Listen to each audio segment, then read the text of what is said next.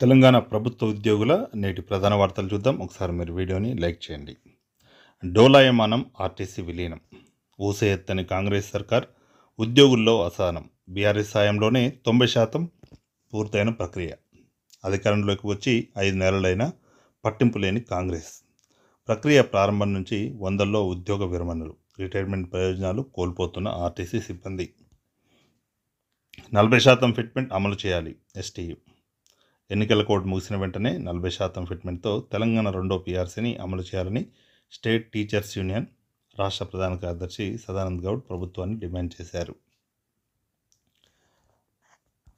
40% fitment PRC అమలు చేయాలి STU రాష్ట్ర ప్రధాన కార్యదర్శి సదానంద్ గౌడ్.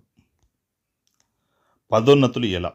పై స్థాయిలో కదలిక లేకుండా సాధ్యం కాదంటున్న ఉద్యోగ సంఘాలు.